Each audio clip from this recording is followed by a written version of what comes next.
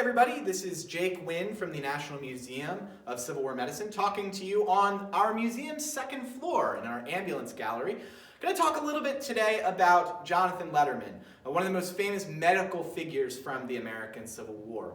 Now, you may not have heard of Letterman before, but he is one of the biggest focuses in our museum. He creates order out of chaos during the Civil War within one of the Civil War's greatest armies, the Army of the Potomac on the Union side.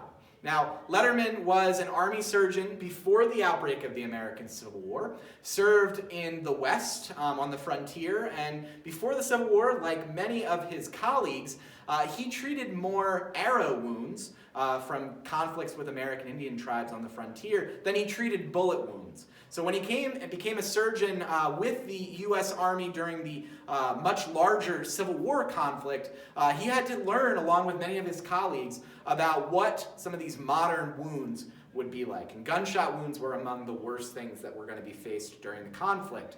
What Letterman is going to distinguish himself for is not that hands-on, being a surgeon in the field hospital. That's not what he is going to find that's not going to be where his expertise lies.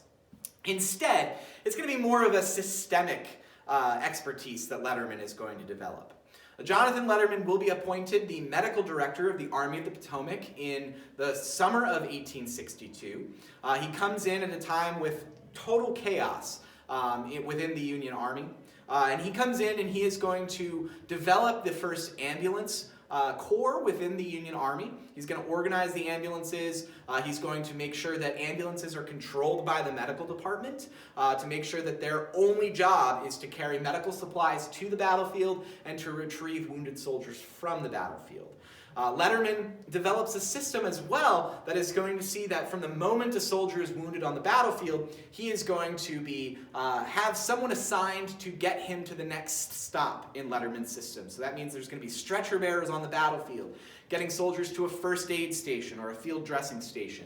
From the field dressing station on the battlefield, take them to a field hospital a mile or two away where they can undergo surgery and other care that patient might need.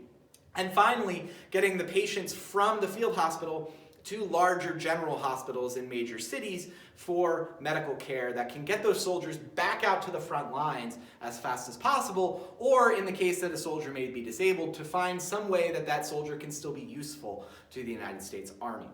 Now, Letterman is going to institute his system for the first time here in Maryland, the Battle of Antietam in September of 1862. And his system sees 10,000 wounded soldiers brought off the battlefield within 24 hours.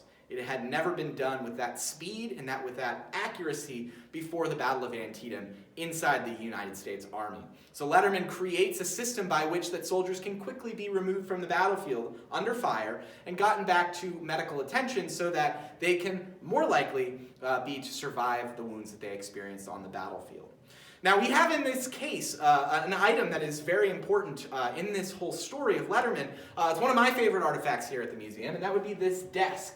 So the Letterman desk, this is a desk that was carried out onto the battlefields by Dr. Letterman and was used out there during multiple campaigns, but most importantly at the Battle of Antietam.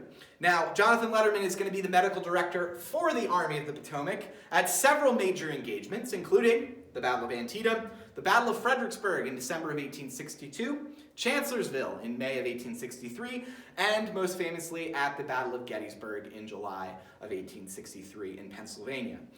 Letterman, in that time, is going to completely overhaul how the Army of the Potomac is going to remove wounded soldiers from the battlefield, and he is going to ensure that these soldiers get some of the best care ever received on a battlefield during a conflict. That's how much Letterman had changed the system.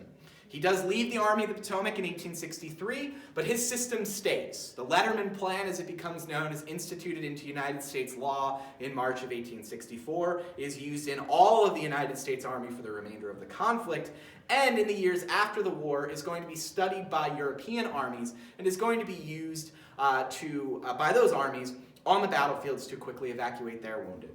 And that system is going to pass down through the years to us today as well. The fundamentals that Letterman put in place during the Civil War of quickly evacuating patients, keeping things organized, creating order out of chaos, are still going to be used amongst emergency medical personnel today, whether in the military or on the civilian side.